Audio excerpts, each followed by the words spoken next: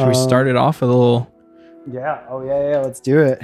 Little crack here. Little crack and.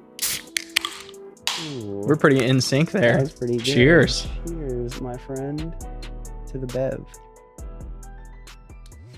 You know, I have to say, it's not everybody that knows that green is the best flavor. It is the best flavor, It though. is. A lot of people. Have you been drinking them? Oh, I've Long been time? on. Mm-hmm. Okay, good. But it's my special treat. It's not like a daily routine.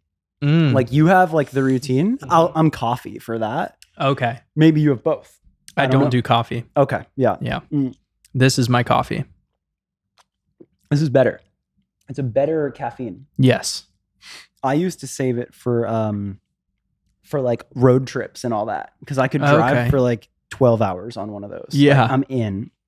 But a lot of people think blue and red are it, and it's not. But Green. sparkling gold is a second best. Have you ever had the little sparkling gold I can? like the Cramb pomegranate Mhm, one. mhm. Whichever one that one is. I Yep. like that one a lot. Yeah. And the grapefruit ginger. But the sparkling ones, that's another treat. That's like a whole different, Yeah. like when We you're used feeling to- real special. When I used to drink them with my friends, we would call these were like the breakfast bevs, and then the small ones, the sparkling ones, were lunch bevs. They were like the afternoon snack. Yeah. So this was like to get to the day going. It was like the mighty one, and Yeah. then that one was the little treat midday. Oh my God. I had a like super degenerate friend that like just would like always something, like always caffeine, whatever. Uh-huh. But he would joke that if he smoked a joint, had an Adderall, and had a yerb, he called it the Father, Son, and Holy Spirit. And I was like, you are a degenerate. That is degenerate. You need to chill. For sure. But I always think about that. Like, I can't imagine, like, that's too much. Yeah, that's you'd be too much I'd be stimulant. wired. Yeah, I don't know what that is, but it's not what I want. No. But anyway, I respect the bev. So Yeah. as soon as I saw that about you, I was like, he knows. He Oh, knows. yeah. I know.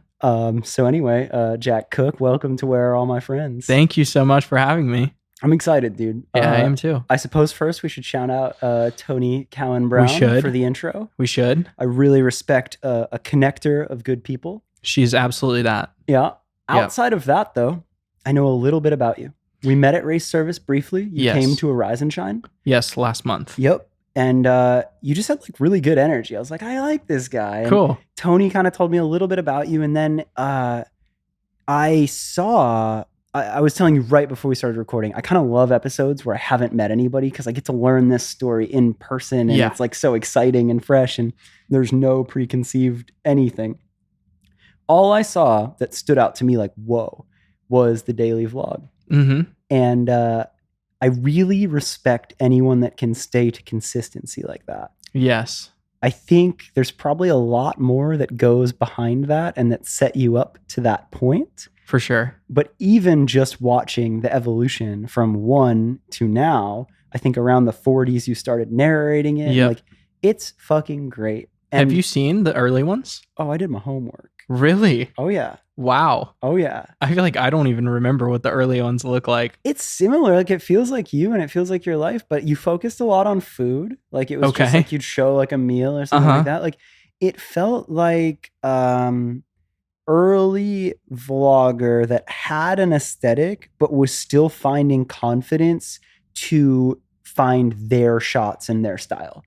So you were doing the shots that like you knew would work. Yeah. So like food and travel moments, but you hadn't done like the creative, like it didn't feel like, it felt like it could have been anyone. Yeah. And then like as you got to like 20, 30, I was like, all right. And then like 40s, you start narrating and now Yeah. you're just a fucking beast. Now it's a television show.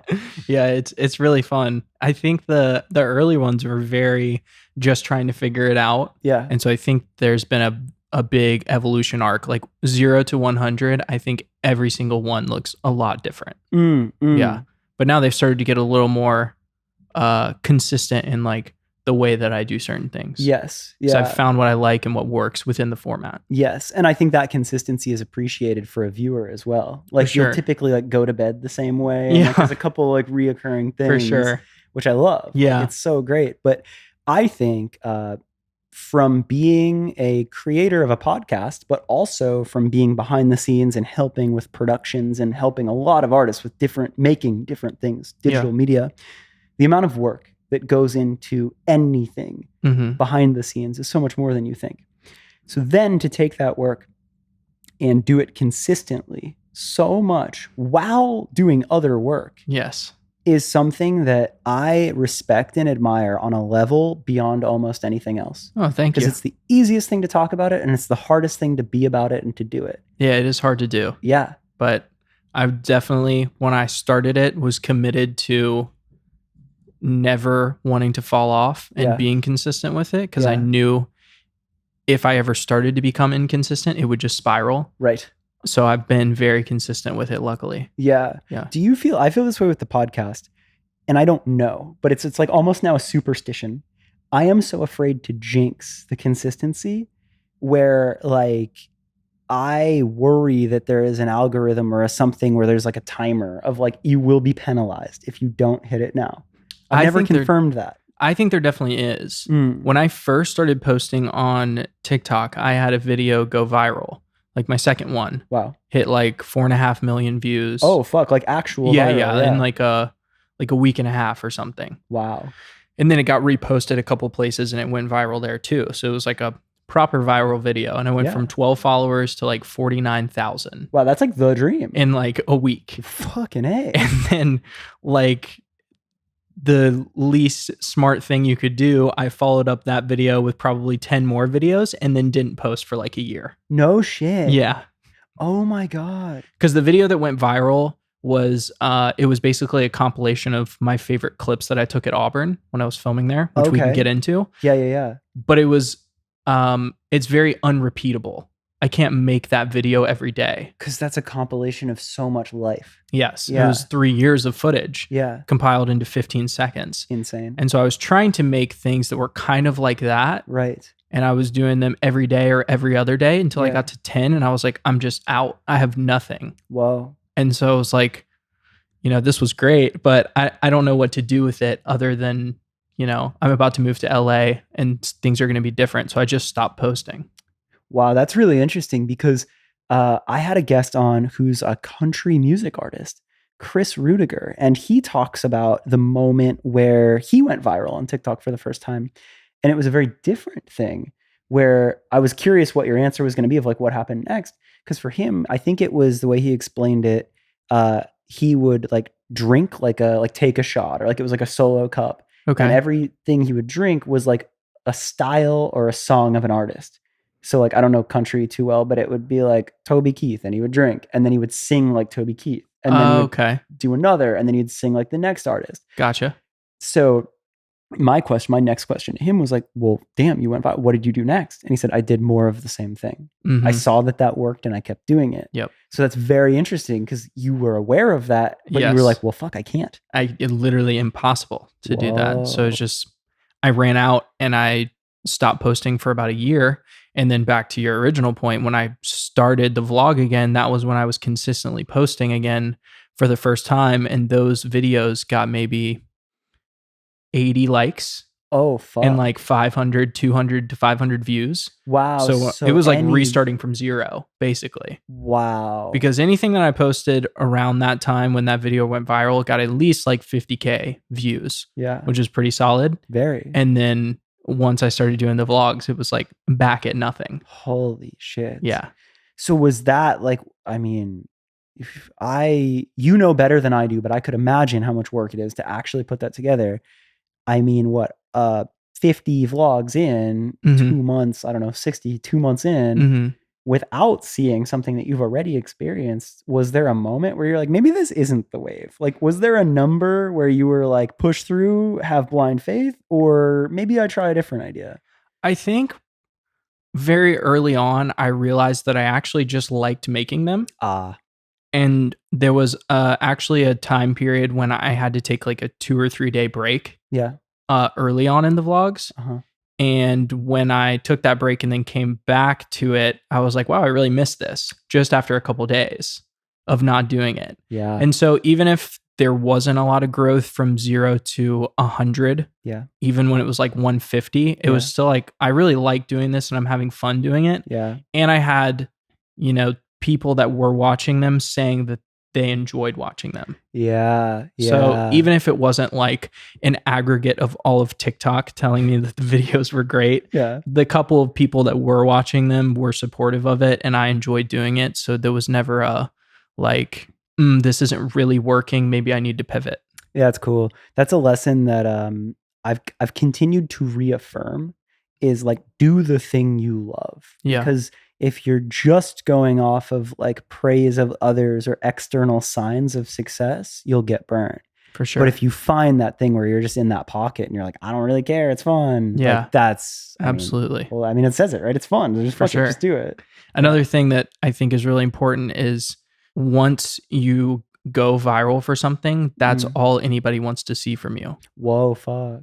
And so if you're making something that you're only making because you think it's going to go viral, and then that's the only thing people want to see from you, eventually you could get burned out of it if you don't actually love whatever that is. Right. Or like if you catch the cute cat video or whatever, and you're like, yeah, cool, I have a cat, I love my cat, but like you become like cute fat cat video guy. Yep. Then like you're like, no, like I'm actually like a filmmaker and there's more to it. And they're like, shut up, make more cat videos. Exactly. Yeah. So even if vlog 1 through 300 necessarily don't go viral, if 301 goes viral, then all of a sudden everyone wants the vlogs. Well, I've been liking doing them for 300 days, so now I don't mind. Yeah. You know what I mean? Huge. Yeah, that's a really cool outlook to have.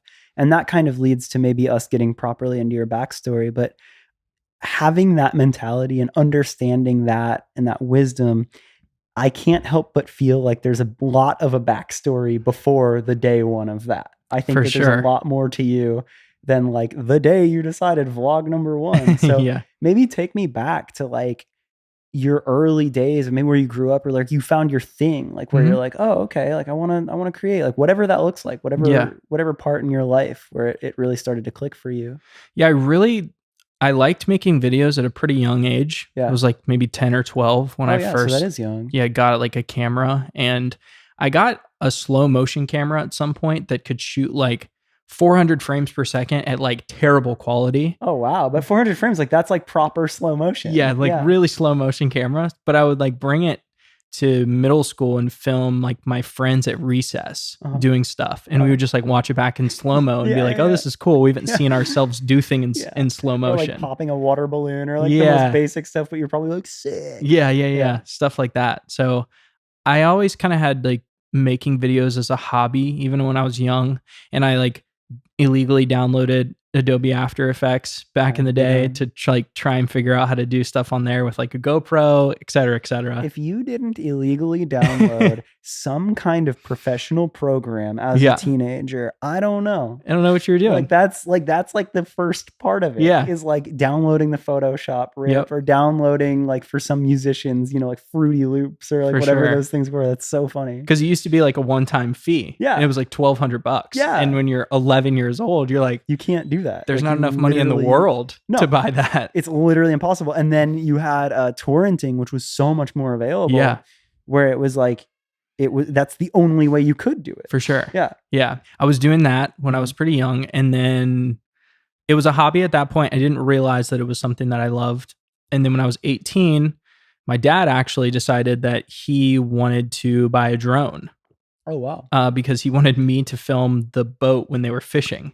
He thought it would be fun. Yeah. So we got the drone. I figured out how to fly it. And then when I was flying it, I realized that the footage actually looked really cool. And I knew I knew how to make videos at that point. Yep. So I decided to just take a bunch of footage on the drone of my hometown, Savannah, Georgia. That's where I grew up. Way. Yeah, that's where I grew up. I love Savannah. Yeah. Cool. What a crazy place to grow up. Yeah, it was fun. Damn. So I filmed a bunch in Savannah with the drone and then put it all together in like a 2-minute YouTube video, and I posted it. And I think because Savannah's a slightly smaller town, and I don't think a lot of people had seen drone footage of Savannah. Yeah.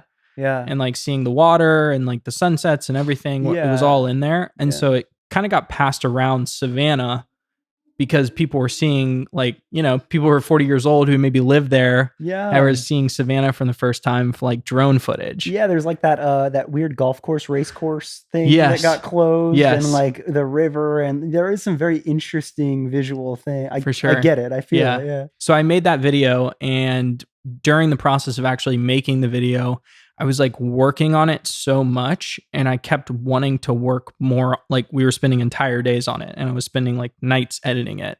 And at some point during the process, I remember I had like a moment where I was sitting on my dock after I'd been filming something, and I sort of realized, I was like, I like this more than I've ever liked anything ever. What a fucking moment of realization in my life. Yeah. Damn. And so I just decided at that point, I was like, I want to make movies more than I want to do anything else. I've never liked anything like I liked doing this. Crazy. And then we posted the video and it did pretty well and people liked it. And I was like, great, I want to do this. Yeah. And that was right before I went to, it was right before my senior year of high school. Okay. Went through my senior year of high school and sort of found the world of YouTube. Sick. Kind of like the Casey Neistat 2015 era. Oh, I didn't know like when vlogging was like really prime and people were getting really creative and DSLRs were like accessible and beautiful. Ooh. So it was like right at that time, and I found it and I was like, wow, I didn't know YouTube was a thing. I didn't know like social media was like a career. Yeah. I didn't know any of it. So I dug deep really into it that year. And was like, I really want to do this. I started making videos on my YouTube channel back in like 2015. Yeah. And then I went to Auburn for college. My sophomore year, I started shooting sports there. So I was shooting all the football games, basketball games. Yep. So you weren't a SCAD kid. You didn't go to... No. Okay. I went to Auburn. Okay. And in the summers, I would go home and make YouTube videos with my friends. And then I would go back to school, film sports, go back home, film YouTube videos. Crazy. So I was doing that back and forth for 3 years. Camera in hand a lot of your life. All the time. Everywhere I went. Yeah. And then graduated 2020 of May during like the pandemic. My last semester of college was when the pandemic started. Fuck. So I knew at that point I wanted to move to LA to pursue filmmaking as a career. Yeah. And in June of 2020, it was like, I just got to make the jump. And I did it. And I came here and didn't have a job or anything, but just kind of started to try and figure it out. That's really interesting because June 2020 in LA was still pretty uncertain and weird as far as like what LA felt like. And like certain people are like, LA was completely closed and nothing happened. Like it wasn't quite like that, but it was quiet and a lot of people had left and there was a lot of uncertainty. Like it was not figured out yet. So that's a really interesting time to be here. My most vivid memory of that time was my mom came to move me into my apartment when I first moved here. And we went on La Brea to like a couple of the furniture shops on that road. Yeah. To get some stuff for my apartment earlier that day. Then that night I went and dropped her off at her hotel, was driving back to my apartment, driving up that street. And it was when all the protests were happening. Oh, the riot. Like, yeah. And all the stores that we had been in earlier that day were getting looted. Oh, like I was watching people pull stuff out of the stores that we had just been in earlier that day thinking about buying. So it was definitely a weird time to move. So you furnished your apartment for free. I stopped in and I was like, I liked that so piece. I ended up getting everything I needed at night. Yeah. Oh my God. But definitely a weird time to move. Yeah. Yeah. Wow. That's nuts. But I actually think that probably gives you this edge up because if you came to LA in the weirdest, most uncertain time, it's only up from there.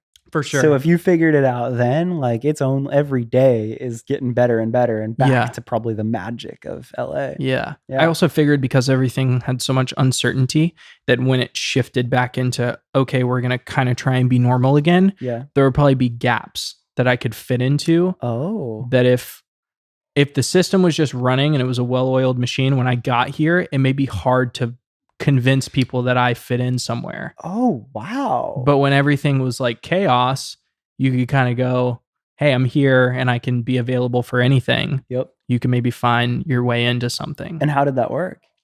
Well, it did end up working out. I don't have proof that it wouldn't have if it wasn't. I guess that's true. Yeah. But it took me about 3 months of nothing happening and sending emails every day to people. Shit. And then finally I got a response and met up with the guy who owned a production company, and I started working with him after like 3 months. And so that was kind of like my intro to the working world out here. Yeah. Around the same time, I started to actually meet people as well in LA. So kind of like the social life and work life both started, it took about 3 months to get to the point where it felt like it was kind of normal, kind of a normal life. Yeah. And then, it's kind of been rolling since then. I mean, that's pretty good. Like 3 months in the scope of it. Like, I think certain people will be like, it takes a year to really kind of find your ground. For sure. Especially in such a weird time, that's pretty great. Mm-hmm. And then for you, like, I sense some amount of like being humble and being willing to kind of just get your foot in the door and get started.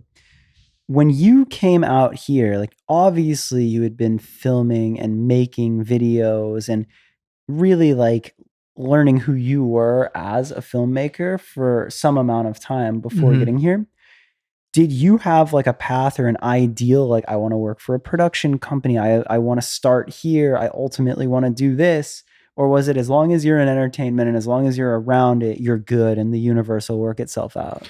I kind of figured that even if I tried to make a plan, it was going to change at some point. Yeah. So I was pretty open to whatever. When I first moved here, I was kind of like, I'll take anything. Yeah. And I would love to get my feet into a couple of different places and see what I really like. I was privy to the world of like high production. Yeah. I was just in sports, which is very different. Yeah. And YouTube, very different. Mm-hmm. Yeah, I kind of took like a year to sort of get into a whole bunch of different areas to then decide what I really enjoyed the most. Interesting. And what has that been so far? Honestly, doing the social media stuff and doing like very scaled back productions. I don't know that I'm a huge fan of like large scale productions. Yeah. Maybe if I got to the point where I was like a director on a large scale production, it would be different or something. But for the moment right now, I really enjoy the social media stuff and the one-man band type of like shoots where I'm just kind of doing the whole thing. I have my creative freedom. Yeah. I just seem to enjoy the process from A to Z more.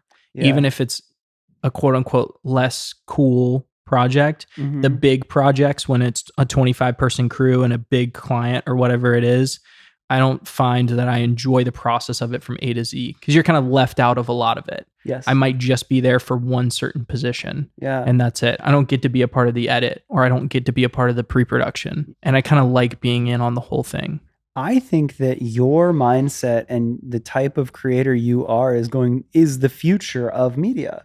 Because I think that like, I heard this somewhere and I'm like, yeah, I believe it. Like there's going to be a generation of kids that are incredible filmmakers that literally have only ever shot on an iPhone and only ever do shoot on an iPhone. Yeah. I think that's sick.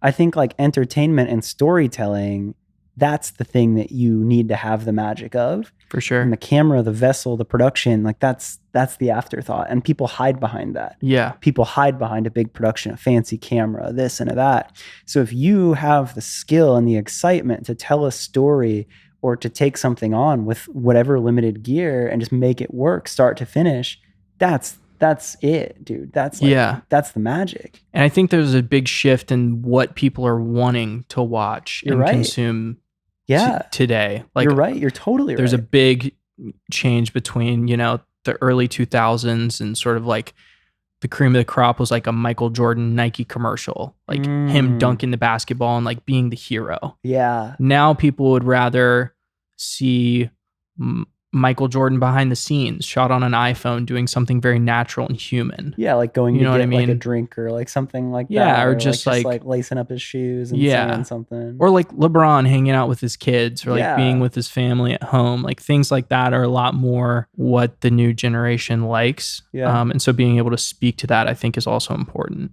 Yeah. And I think it's like a point of authenticity too, of like, you've been in it long enough. Like you grew up on YouTube watching the vlogs. Yeah. So you can almost kind of just pick, well, what do I like? And make that. And there's probably a chance that a lot of other people will like it too. For sure. Which I think also, I was going to say old heads. It's not old heads, but it's just like there are generations and there's people that don't understand that. If you don't have to overcomplicate it like that crazy. Like it's just like, what do I think is cool? Like, I think a lot of young people, I wish would take that and empower themselves more.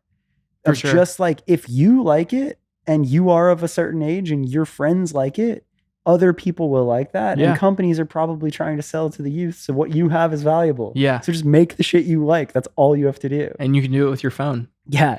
Which is amazing now. Yeah. It's never existed before. Yeah. So we're very lucky to live in a time period when you can have that effect on millions of people. Yeah. With your phone. It's so crazy. Yeah. And I think it's threatening to certain people that used to need to have this crazy amount of gear and all that to, that was their entryway in. Yeah. Now anyone can. If it's good and if it stands out, that's what it is. It's cool. Yeah, if the story's good, then it works. Right. So I believe you edit some podcasts as well. I do. I want to know about you. I'm so interested in all of this. So it seems like you've really made a career out of just media and anything around filming and editing and anything like that. Yeah. Mm-hmm. Yes. So is that something that is that a vertical in your career and in your life that you think you'll continue on and like make things out of? Or is it something that you're just naturally good at where you're like, well, why not? With podcasts specifically? I guess just editing. I think it depends. I don't know. I think I have a tendency to like editing in certain arenas. Mm-hmm. And with podcasts, when I started editing podcasts, it was more like this can be a consistent work. I think in the future, I'll actually probably scale back a little bit on what I want to edit and be more selective. Yeah. But for the moment right now, it's just I have to be there doing a lot of editing. Yeah. So a lot of what I'm doing now is editing, but I think in the future it will be less. I'm always curious of that. And I like to ask these questions because I think a huge purpose of mine in doing this podcast is to like empower that next generation or any creator, whether they're uncertain if it's possible or if you're just kind of trying to find your thing or showcasing different careers. Yeah. Because there's so many things you can do to be successful in this alternative career culture. Mm-hmm. So I love hearing stories of like, how do you string it together? Oh, that's interesting. Like, mm-hmm. Oh, cool. You do this, and this, and then that kind of feeds into it. It was very much just kind of what naturally happened. And I was in a position where I had to say yes, basically. First moving here and getting the work that I was getting, it was just like anything was good. Yeah. Anything that I could get my hands on was good. Yeah. So I had an opportunity at one point to edit a podcast, mm-hmm. and that turned in very quickly into me editing 4 podcasts. Wow. At one time, which was way too much. I don't recommend it. Dude. At all. Because I was thinking about that and I'm like, I mean, massive shout out to Deanna. She edits this show. And now I'm like, hey, Deanna. Thank you. But like I edited it for 100 episodes. Okay. And it was so much time. Yeah, it's tedious. Because it's an hour-long piece of content. Mm-hmm. Like, that's so much. Yeah. YouTube videos are 10 minutes. Yeah. You know, like, that's so much time. That's such long exports. That's such big files. Yeah. So the fact that you do more than one, all that, like, good God. The early days of the vlog, like around the 0 to 50-ish mark, it was like 4 a week. Like, an ungodly amount of ripping podcasts. Dude. Yeah, I've scaled it back since then, but at one point it was a lot. I'm curious of this because this is something that I don't know, and my perspective is going to be skewed. I don't really view myself as a filmmaker or an editor. I had never opened an audio recording program until the podcast. Mm-hmm. I had to learn this off of necessity because I wanted to podcast. Yeah. How does it compare to other editing and all that? Like, is it harder? Is it like what? Is it different? It's just, very different. It's just more tedious because everything is there and you're just, the decisions that you're making are more like robotic than they are creative. I see. With podcasts. I see. Because the story's there and the story's in the podcast, mm-hmm. unless you're like cutting short form or something. But when you're actually just cutting the long form, like you're just going through it and doing the same thing for hours on end. Yeah, you're cutting the bits that don't add to the story, or you're switching the angles. Yeah. I see. So it's more.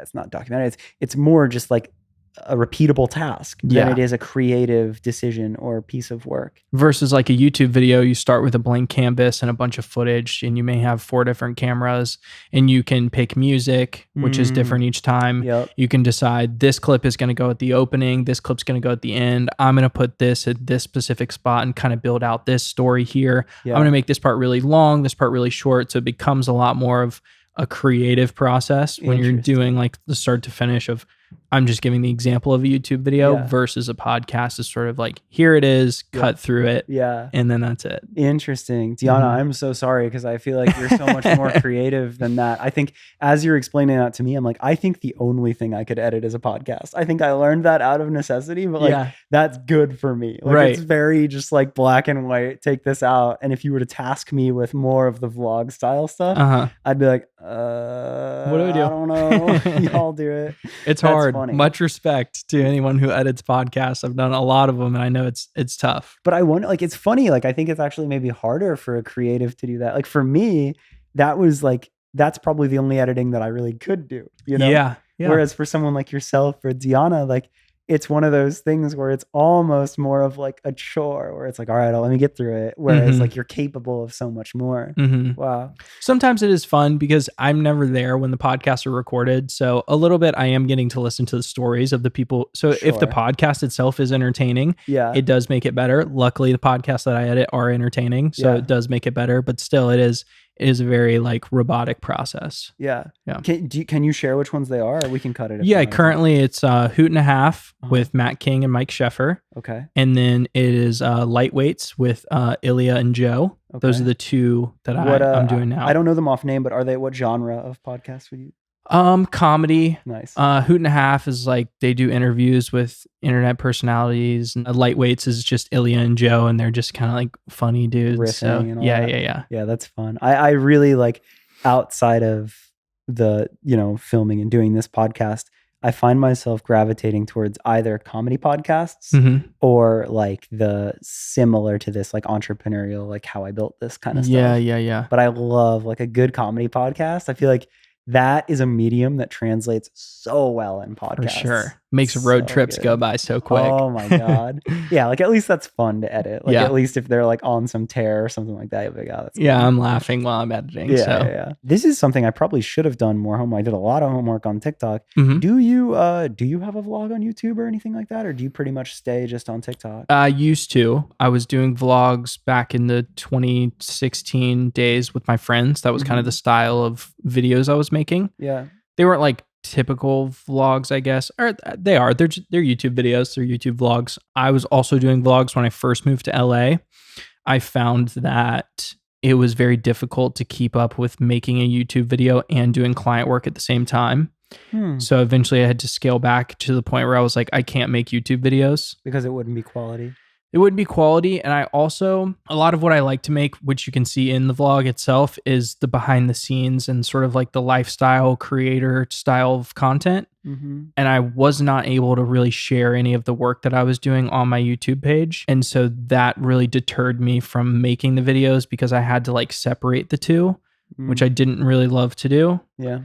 Then eventually I found the TikTok vlog. It was manageable to do both at the same time. Interesting. Because that was the reason I asked that was I think you are such a great storyteller, and I'm curious, like I think you're very qualified to speak to this. If there is a right and a wrong practice, like to strategically just kill it on one platform or to kind of have to have multiple and try to repurpose stuff and all that. What do you think of that in this day and age? Like, will there ever be a vlog, or is it on YouTube for me? Yeah. Like, or is it strategic? Like where you're like, I just want to kill it in one platform right now. I do think in the long run, I would like to get back to YouTube. Yeah. I think right now it would sort of be a waste of energy for me. Yeah. Because I would be spending so much time on the videos for not really like a big return. Yeah. Specifically also the type of content that I would like to make, I'm not sure what is like getting promoted on YouTube right now. There's kind of a formula to what you can do on YouTube to like go viral and like get a following off YouTube. And I don't know that it's the videos that I really like to make. I feel that with the podcast. Yeah. Because like I'll upload the podcast to YouTube just for the sake of having video. Yeah. But like you can really feel that YouTube isn't necessarily trying to push and grow hour-long podcasts. For sure. There's very few that really crush. Yeah. I think when you're starting out, you have to find whatever your platform is and crush it on there. And then as you grow and expand, you can move to other platforms. once you grow, you also get the free time and like the resources to bring in other people to help you do that as well. That's true. But at the beginning right now, it's like the most that I can do really is doing the TikTok vlog every day. Yeah. And that's about all I can manage just as me, you know? I really like that. And I thank you for sharing that answer, because I think that's maybe somewhere where people get jammed up now, where they're inspired to be a creator or to make. Yeah. But it's so overwhelming. Like there are so many platforms. I think of content creation as like a monster that is always hungry, and you're like running from it and you like throw it food and it stops for a second and then you have to keep running, it's like it never ends. When you start, it just never ends. It's a good analogy. You're right. Like it's so it can be very daunting to be like, damn, am I really going to start running? Like, is it really going to happen? And that gets more daunting when you're like, all right, YouTube, TikTok, Instagram, I don't know, Twitter, Facebook, LinkedIn. Like there's a lot where you can spread yourself thin. 100%. So I actually really like your perspective and what you shared there, because I like that of just like, like this is the thing that I can do well. This is where I think it's strong and where I can do it right. So I'm just going to do that. If you were starting out right now, I would say that TikTok is the one place that you have to be. And then if you can be in other places as well and it doesn't take away from that, then I would suggest doing that. But TikTok is the place where everything is really happening right now. It's the place where you can get the most organic growth. It finds your niche for you. It finds your audience for you. Like the algorithm is working with you if you're making good content. Wow. So as long as you're making good content, it will work out and it will find its place. So that used to be YouTube in like 2012 to 2017, 18. Yeah. Now it's not really the case anymore. Yeah, that's a good way. Unless you're a very specific type of creator. And if you are that creator, then I would suggest YouTube, but I think it's few and far between. And most people I would suggest be on TikTok. I also think short form content will probably be here to stay for a while. So figuring out how to make that content is important too. Oh, wow. Like even if the platform TikTok isn't it, the skill of being able to tell a story and to film something and do that in short form content will be a skill that you should have. Yes. Wow. I do think that TikTok opened up the idea that short form content is something that people want to consume. Yeah. It used to be pictures on Instagram. And now people would rather see videos on TikTok. And so I think just the idea of short form video content, people like to consume it in general. So it may not be TikTok in 5 years. It may be a different app, but whatever the new app is, or if it goes over to Instagram Reels one day, it will be short form video. Dude, specifically. You just said that better than anyway. It hasn't clicked to me that hard than you just saying that of like, maybe it's not TikTok, maybe it's Reels, whatever, short form content. Like that is here to stay. Right now, that is entertainment that people pay attention to. That is the type of content that people want to consume. Yep. So if you want to get your message across, if you want to grow as a person, a creator, that's probably how you should learn how to tell your stories and how to master that skill. And you could tell because think about what platform is influencing the most what you talk about with your friends and your behavior and purchase decisions. Mostly TikTok. Yeah. If there's something that I bought because of an internet, anything, it's because of a TikTok. I mean, if there's a new restaurant that I've wanted to go try, it's because I saw it in a TikTok. Yeah. If there's something funny that I saw and I'm talking about it with my friends, it's probably coming from TikTok. So whatever's dictating people's consumer behavior and like what the culture is will be here to stay. Yeah. Wow. That's like a really good way to zoom out and look at like why it will be here to stay. Yeah. And that's really interesting. A picture on Instagram right now won't influence you to make a purchase decision. Yeah. Or if it will, it's like, it's got to be really good and well timed and like stand out like something that we haven't seen. It's like we're so numb to it now. It's few and far between. Yeah, that's so interesting. I really like the way you say that.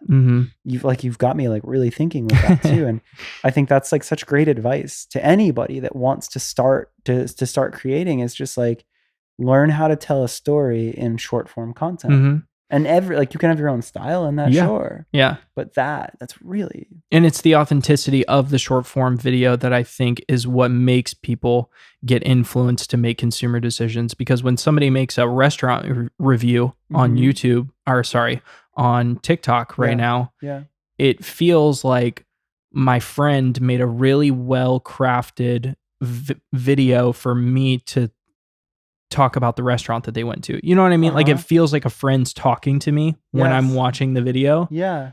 And I get to see it visually and it's there. So it's more impactful than if the friend posted something on Instagram about it. Yes. Because there's a little bit of distance with like a picture and just a caption. And like now you have voiceover and you have all these things that sort of like bring the viewer in. Yeah. What do you think about like chasing trends on TikTok? That's something that like I've struggled with. Like I don't really, I'm not on it enough to see a trend and then to like have my take on it. Like, do you think that that's a part of success on it? Like, cause that's not necessarily the same as telling a short story. Right.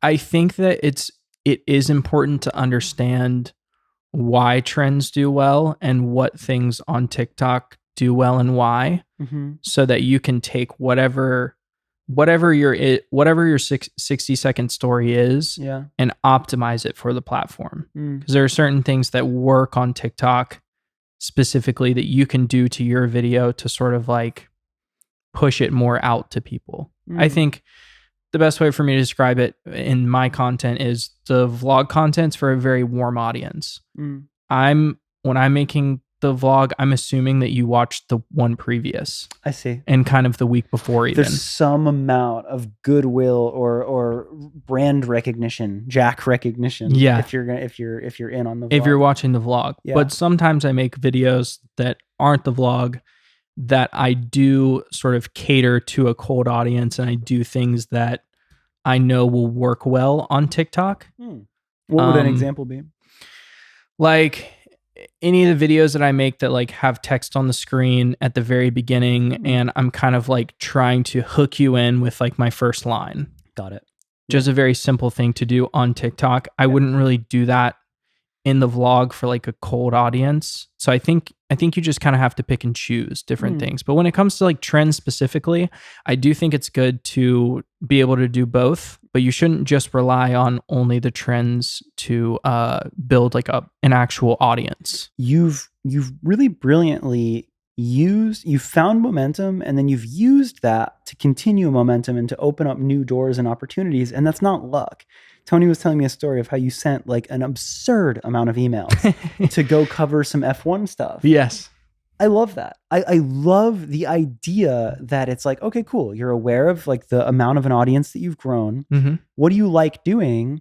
And then hitting up brands and being the one that reaches out to be like, yo, I love this. I could cover it. Like, how have you viewed that? Because I think I really like that. I like seeing people do that. Yeah. I actually, when I started the vlogs, thought that they would be very separate. I thought that the vlog was something that I would just have to build over a very long time. And then once I got to a certain point, then, you know, I could take the opportunities from that audience and that growth and then build it into kind of my career. But I would always have to do freelance videography stuff like very separately. Yes. Like the work that I was doing in LA. Yeah. Very quickly, I realized that there was a big overlap and that me posting the vlog every day could actually influence me getting an opportunity to go do something in Miami for F1. Or like the best example I can give is I got hired to go to Stagecoach for the music festival. Yeah. I was there to make reels for Instagram and Meta. Sick. The videos I was making look nothing like my vlogs or anything, but the reason I was hired is because the person that hired me liked the vlogs. Ooh. You know what I mean? Ooh. I thought they would be very separate. Yes. But the person saw the vlogs, liked them, then saw that I did other work outside of that. Yeah. Realized that I would be a good fit for this job and actually reached out to me to do it. Wow. So, you know, something to that exact point, Tony was just on the podcast. I'm sure your episodes will come out very close timing. She told me she had a really good resume. I think she said CV. Foreign people say CV. Okay. But I've never heard that before. Yeah, on my CV. Something Europe. I don't know if it's UK or just Europe, but she was like, super qualified, all the things, all the skills, all that stuff. She's like, every job I got was not because of the CV. it was because of my extracurricular activity. It was because she wrote a blog back in the day. It's because she did a thing. Now, you know, her TikTok, things like that. She's like, I get hired because people see my passion projects. Yeah. Like everybody can say that they're proficient in Premiere and Photoshop and can edit. What makes you different? And it's your passion projects. It's your things that you're doing on the nights and the weekends that people are noticing. Right. And that it was reaffirming to hear that, because for all of us that do more than just our job and have that blind faith that it's going to work. Yeah. When you see it work and when you see moments like that where brands are like, yo, we love that thing you love doing. Yeah. My fucking God. It's a really beautiful feeling. Yeah. It's very, very nice. Yeah. It's something I wanted for a really long time. And I think I finally found a good formula to iterate on and actually be able to build into that. Yeah. Dude, that's really cool. And again, I love that we're talking about that on the podcast, because I always want this to be something to encourage and empower people. And I like love that lesson of like a real firsthand, be like, dude, I went to fucking Miami for F1 because like this, and you stagecoach, like you have had real cool opportunities, right? Because you made public and kept with the thing you just loved doing. Yeah. And people noticed that. Like, I would love to encourage more people to like do that thing and like not expect anything of it, but be open to the fact that by just doing the thing you love, crazy things can happen. Absolutely. I would never think that because somebody would watch the 60-second vlog on TikTok that's all shot on my phone, that I would get hired to shoot a music festival with like, you know, an actual camera, and I was creating videos that were very like curated, but the person behind the screen could tell that I was able to do that from the vlogs. Yeah. It depends on like what you want to do and who you are, but specifically if you're trying to do something like I was doing or you're doing or like whatever it is, you have to be able to put yourself out there consistently so that people have the opportunity to see you. Because even if I did 3 vlogs a week, that's 4 less opportunities a week that people would have to see me. And so the one time that person scrolled across their For You page and saw my video and they liked it, it just took that one time. And I put up 180 of them before somebody finally, you know, reached back out to me. But it takes the everyday. It's a 1 in 180 chance of it happening. And if it was 1 in 179, it wouldn't have happened. Exactly. It's that consistency factor of being able to put yourself out there that many times. Eventually, it'll hit. You know who also spoke to that really well? Are you familiar with the artist Ty Verdes? Yes. Yeah. So he was on the podcast very early. I remember it was so crazy. He had just hit 1 million streams on his song on Spotify, and he was like freaking out. He was still working his Verizon job. Oh, no way. And he's like, I think I might be able to quit. Like, it's happened. That's and I'm cool. Like, I think it might happen too. But he said something so similar to you. Okay. Where he was just like, he spoke of TikTok videos as lottery tickets. And he's like, it's a free lottery ticket. Yeah. All you have to do is make a video to get one. Like, why wouldn't you? Exactly. And I loved that. And it's like when I hit a wall, I go back to that clip and I think about that, because it's like, if you say you want the success, if you say you want the opportunities, then like, what action are you doing to back that? Yeah. And when it's such a proven thing at this point of like, if you make a good video and you stay, like if you buy that lottery ticket, you know, it's maybe not 179 of them, but the 180th one for sure takes you to fucking Stagecoach or F1 Miami. Like, seems good. Right. Especially when the video is only costing you time. Yeah. All you need is an iPhone. Like, exactly. Pretty fucking sick. Yeah. I don't think we've ever lived in a day and age that's quite like that. Absolutely not. Yeah. And I think it's true too. And everything, like we started off the conversation by me talking about sending emails every day until I finally got one response from somebody in LA. Yeah. Very similar thing with posting the videos every day until you get a response from one brand. When I was trying to go to Miami for F1, I sent hundreds and hundreds of emails until I finally got one response from that one person. So that volume and the shooting your shot as many times as you can, it really is true, and it does pay off. I also am a big believer of once you get that shot, so you shoot your shot over and over again, you get the shot. Yeah. I think it's really important to be able to deliver. And I don't mean for that to be something for some people to become insecure that maybe they're going to punt it. But I think people like yourself and people like Ty Verdes and people that have gotten those shots, when they get the shot, they then take advantage of the shot and they deliver a great product. Because I've seen that on the other side where like somebody will take a shot on somebody, like, dude, they didn't deliver. They didn't do the thing. So I think that is important as well. Like when you get the shot to like really come through and to like when the brand takes the chance on you, like give them great content. Absolutely. I think a big reason why I'm wanting to deliver, whether or not I am, which I hope that I am, but the reason I feel like I want to is because for so long I haven't had that opportunity, but I've wanted it. Yeah. I really wanted it. Yeah. So finally, when I'm getting those first opportunities, I'm like, yes, I finally, after all the time that I've put in. You're so appreciative. Yeah. Yeah. It would be a lot different if the first email that I sent and the first vlog that I posted and the first YouTube video I posted mooned, you know what I mean? Right. It might be a lot different than having those reps that didn't necessarily pay off, but you're trying to get there. Totally. Finally, when you get there, it's like, yes, I will deliver above and beyond. Totally. Because I'm so thankful for this. Yes. Any just like foundational skills in your career that you think that anyone that would want a similar career to you should really brush up on? Like if it's Adobe Premiere or After Effects or like specific technical skills to get great at. Do you have any advice to that? I think the biggest thing that you have to be able to do is tell a story. And I actually didn't truly know how to do that for a while. Yeah. I knew how to make something that was cool. I've talked a little bit about this before, but when I was first making videos at Auburn, specifically with sports, I just wanted to make stuff that looked cool. Yeah. Which is great. And cool stuff is cool. It is, yeah. But also there's a lot of impact and value in storytelling and learning how to really craft a story. And I learned a lot from my boss who was at Auburn. He taught me a lot about, and he was really tough on me about storytelling. And he would say like, I would give a video to him and he would say like, you're making this because you think it's cool.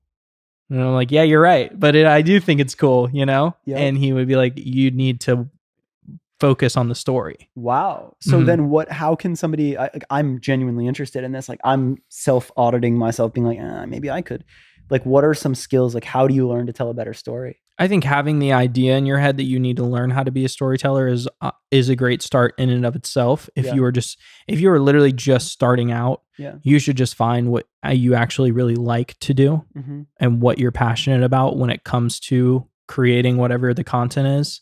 When it comes to like fine tuning how to tell a story, it just comes down to like your intention behind the final product. Like my intention behind making the sports videos at the beginning where I want to make these because they're really cool, rather than I'm going to make this look really cool, but like there's a great story behind it. So more like a mindset shift of like, there's not like 1, 2, 3 that you can do to learn how to tell a story. You can watch YouTube videos and they're like essay theories, and you can like listen to movie theory because movies have like the best stories.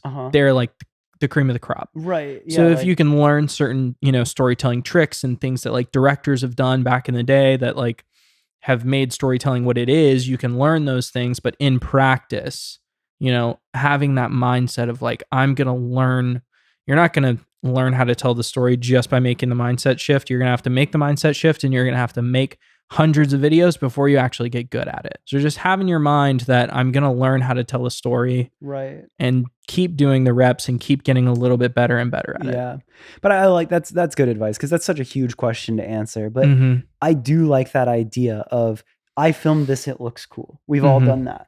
Versus like, what am I trying to communicate? Right? Like this person is inspiring me because they did this. Okay, if that's your message, if that's what you're trying to communicate, what shots tell that? Yeah. How, like, are you establishing who that person is? Why are they that way? Like, yeah, it's probably hard to just say, follow this exact formula. For sure. But to stop and just say, like, am I telling a story? Yeah. What is the point of this kind of thing? Or am I just doing this because it looks cool? And there's value in both. I think making cool things is, don't just completely abandon it.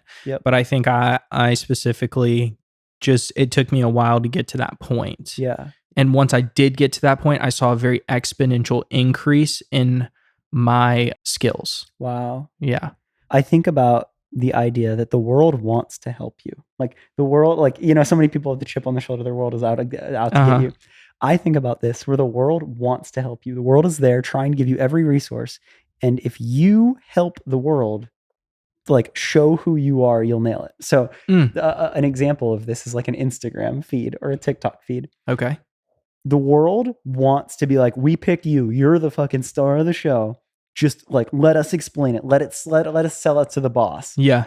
And you have to show who you are in that little quick feed. Are you giving the world the right chance to set you up right? Interesting. And that's like my self-audit to myself. And I don't always think I get a pass. Like, could you quickly see who I am and what I do off of your first impression of me on the internet? I don't actually know if you could. And I think that's a form of storytelling too. Absolutely. And I think about that, like I can be jaded and be like, it shouldn't have to be like that. But it is what it is. And I think if you're a great storyteller, if you're a great communicator, that's the challenge and the fun, is how quickly can you show what something actually is with the least amount. For sure. Yeah. As we're close to the end of this podcast, I don't want to do the thing where, because I just met you, I'm missing the most obvious question, and anyone listening that's here because of you are like, dude, damn it. So like, is there any do you get any questions or anything like on your TikTok or anything that like we should talk about here? Yeah, I get a lot how I make the vlog every day. Like, what is the actual process? Oh my God, that's a great one. Yeah. So and even like with this, like you filmed a couple of clips. Like I'd love to know, like, how do you think about it? How? So it was a process of trial and error for a long time, and it's just sort of iterated on itself. But basically the framework is I shoot everything during the day that I'm doing, basically. And I have a process of like just the shots that I know that I like. So I kind of get very similar clips. Like establishing shots, like, you know, that you'll grab a bev and you know that you'll look at this, or you have a couple things. And we touched a little bit on it earlier, but like, I think that the biggest thing I liked when I was watching YouTube back in the day was there was a level of comfort in watching the videos.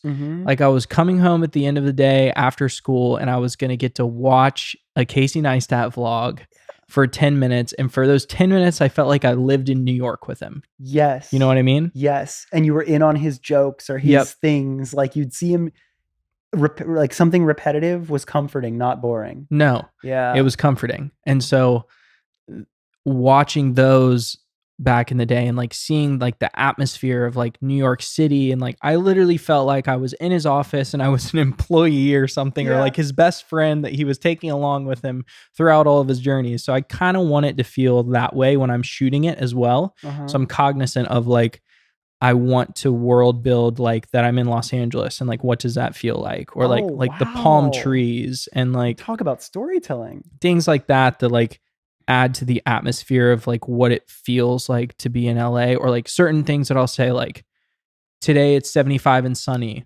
or like it's really hot outside, it's starting to feel like summer. That very like tactically already puts you in the video. Yeah. Interesting. So I think about all the five senses basically, and what it's like to be in Los Angeles, and I try to transport you into the world of the video the best that I can. Unfortunately, with TikTok, I have 60 seconds, and that's just the format. YouTube is a lot better, but I remember being in like Savannah and like seeing Casey go through like the snowy streets of New York. I felt like I was in the snowy streets of New York. Yeah. So I want people to feel like they're in the sunny and 75 LA, and like they're around for, it's a gloomy morning. I want to highlight that it's a gloomy morning because you know what it feels like to have a gloomy morning. So I want you to be in that atmosphere, I guess. Dude, talk about storytelling. That thing that you just said right there is so fucking brilliant, is all the five senses. Wow. Yeah. Yeah. Taste, touch, sight, all sound. I just try and like either think of ways to shoot it and show it to you visually, or talk about it. Yes. Yeah, totally. And I bet you have an even better view on that because you grew up in Savannah. Yeah. You know the magic, the things that stand out to you of first coming to LA, or like, oh my God, the weather right now. Or like, you know, just the things that the nuances and the good and the bad. Yeah. Wow. Yeah. So that's a big part of like shooting it. There's also like a level of character building that I'm trying to do long term as well. Like Mallory's a big character in the vlogs, but I want there to be like specific things that you remember about characters, and like things that they do that they kind of repeatedly maybe do in the videos, or like such and such. So like My friends that are in the videos consistently, like you may recognize their faces in my videos, and I like that. So I shoot all during the day.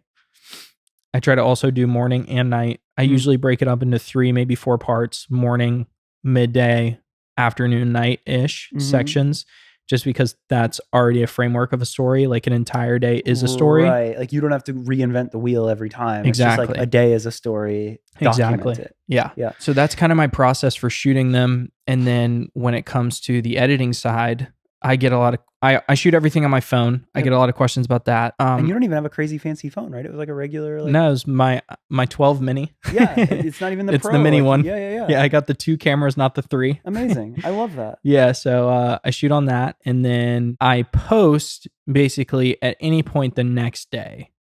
So if I film all day Monday gets posted on Tuesday, usually sometime in the afternoon. Okay. So I go to bed that night. I wake up the next day. I drop all of the videos into Premiere. I edit everything in Premiere. Okay. I have like all the videos in a big line, and I just sort of watch them, and I'll do the voiceover like slowly over like all the raw footage. So I may have like an hour of footage from the previous day. No, you'll end up with an hour of footage?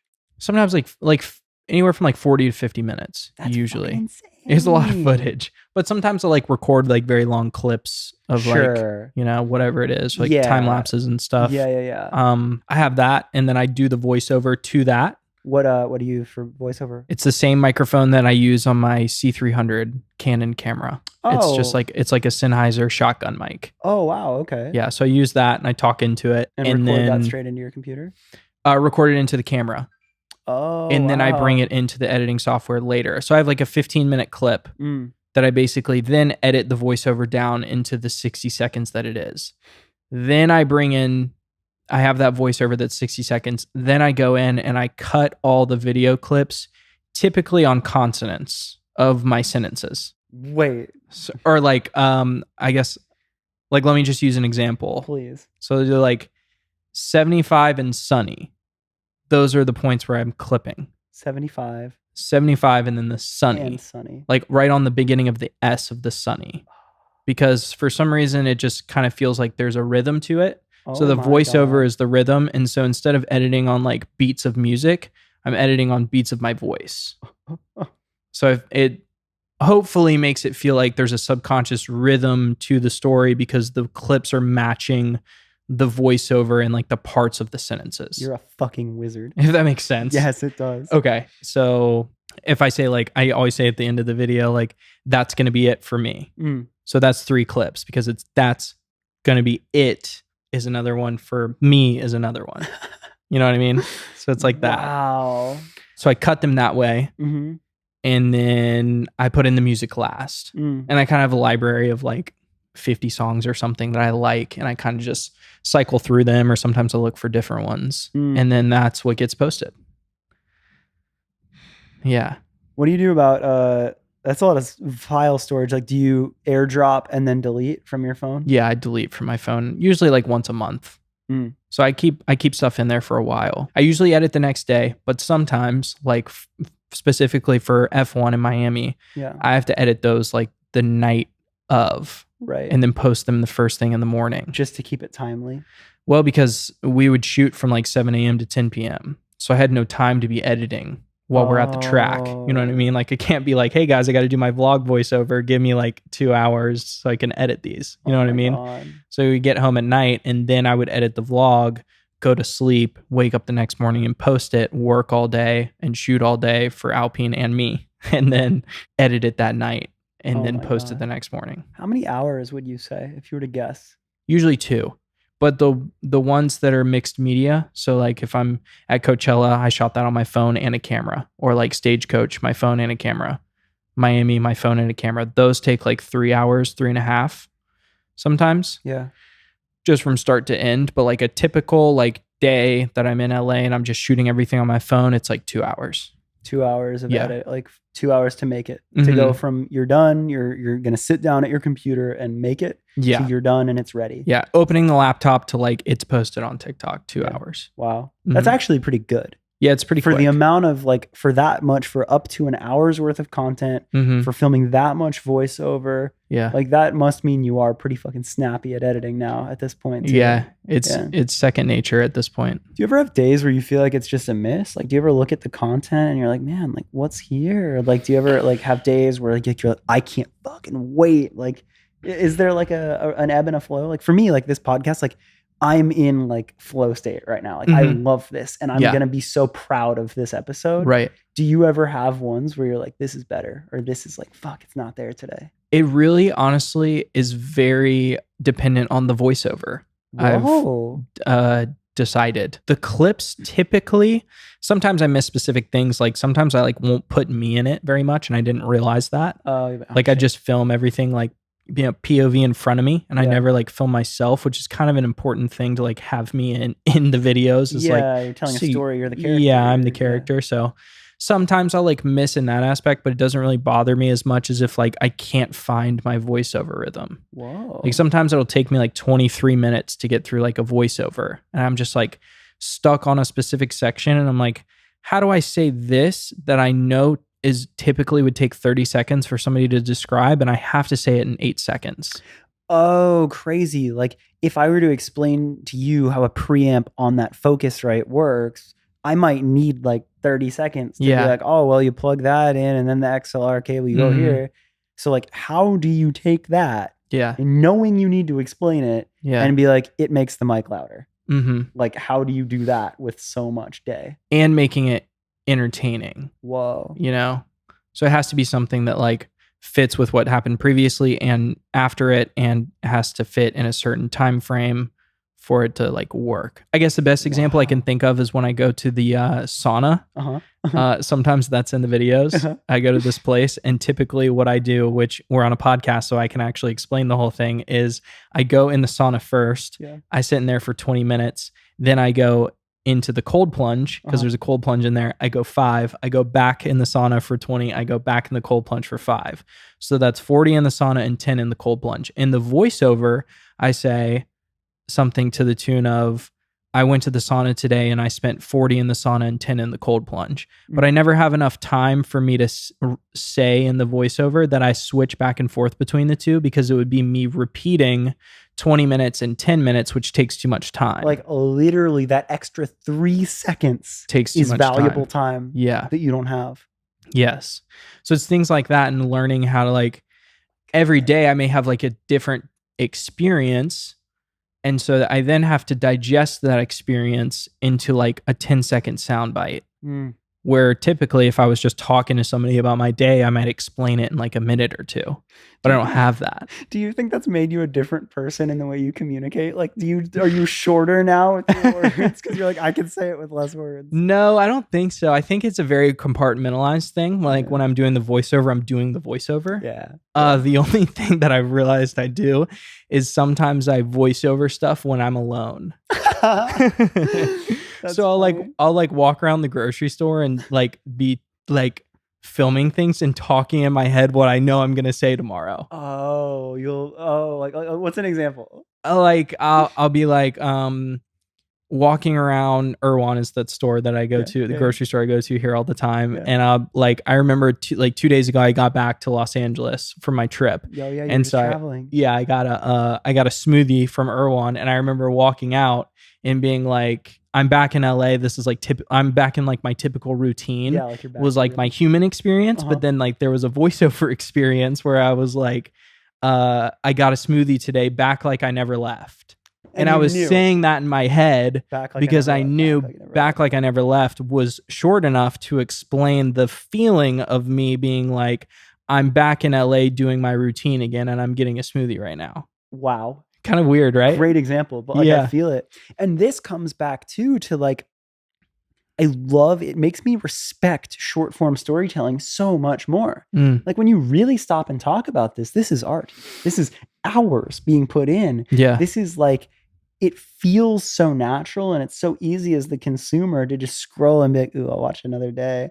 But like, and I hope it's like that. Right. That's the magic to it. Is exactly. It shouldn't be hard to watch. Right. But and maybe it's not necessarily hard to make, but it takes time and it takes actual intentional thought and edits and strategy to make that feeling natural. For sure. And I think maybe that's even why certain people can get discouraged, is they'll be like, I want to do what Jack does. And they'll try it and they'll be like, this shit's fucking hard. He makes it look so easy. Yeah. I'm bad at this. And it's like, no, you're not necessarily bad. You just don't realize really what it takes. You have to do it a lot of times before you get to the point where you think, you start thinking about the things that I was thinking about. The first 100 videos, I didn't think that I needed to be inflecting on certain parts of my sentences to like tell the story better. Yeah. So my voiceover feels like a very monotonous, like I just woke up. Oh. Or like I only record the voiceover at certain times of the day so that I don't sound groggy. Yeah. Otherwise, it's kind of strange to listen to. Dude, I've run into that. I normally will do the Monday morning podcast update.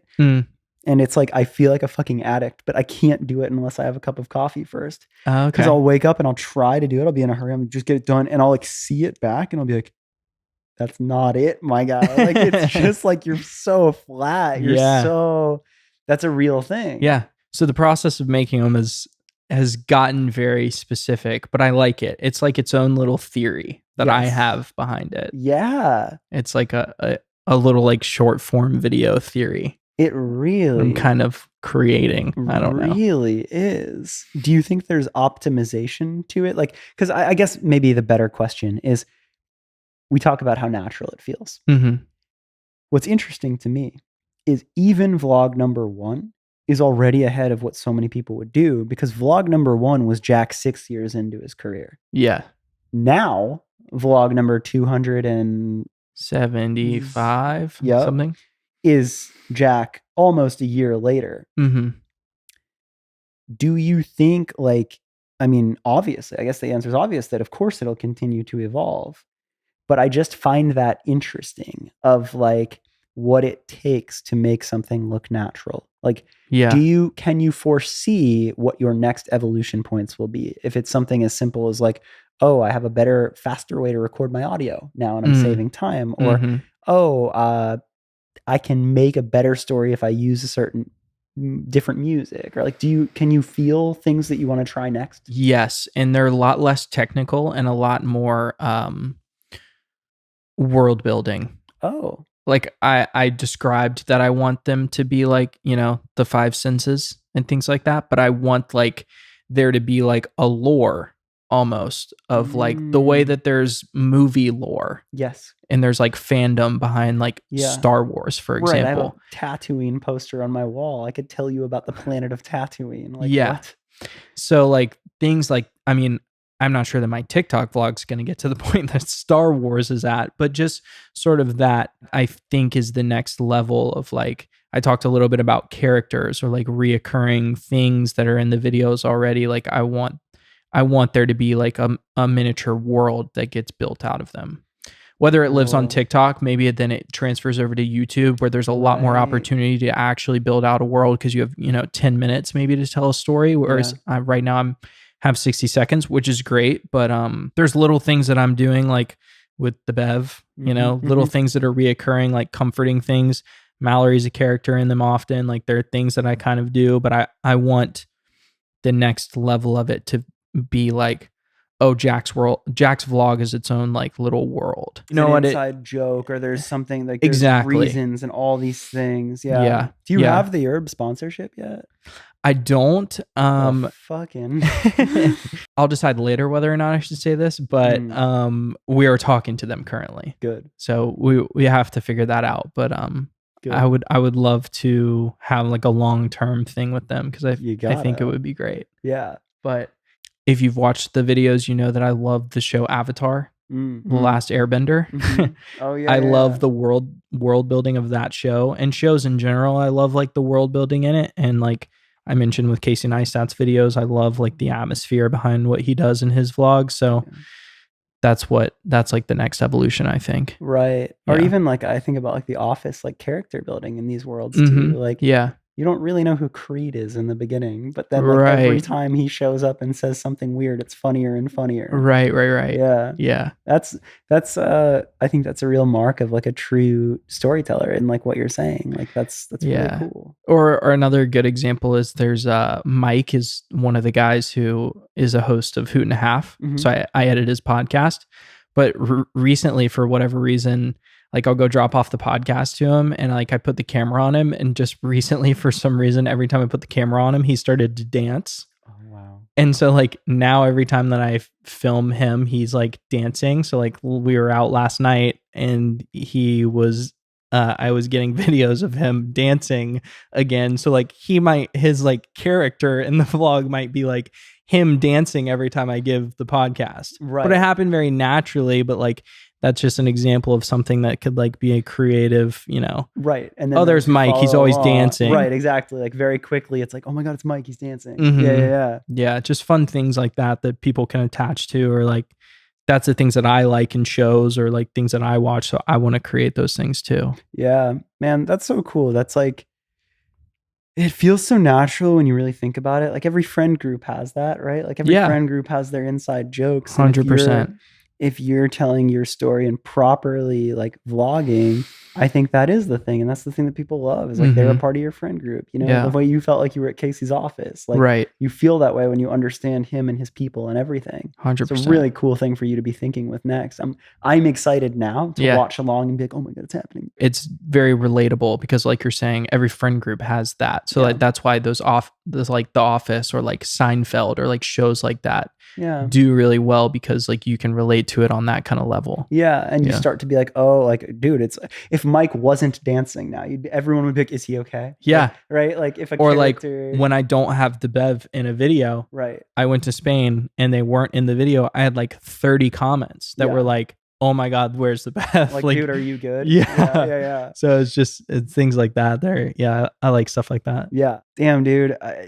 Did we do it? Like I feel like we did it. I loved this episode. Did you? Okay, good. Really, really did. Like it's really nice when I haven't met somebody, but I have a feeling, and then I learn so much, and your willingness to share information and just the way you think and the way you talk about creating, I think was so helpful. And I hope people listen to this and take something from that. And I hope it inspires people to challenge themselves to tell stories better and to create more. Yeah, I hope so too. I hope it was enjoyable and understanding. Yeah, dude. No, thank you for real. I mean, I guess this is probably a no-brainer, but where can everybody find you if they weren't familiar? On TikTok. TikTok is Jack Cook. Instagram is _HJ Cook, which is not a great username, but it's what I have. You'll get to switch sometime. Or if you're really interested, YouTube, there's some stuff up there if you want to go watch it. But like back in the day, TikTok is the thing. That's the spot. Yeah, that's the spot right now.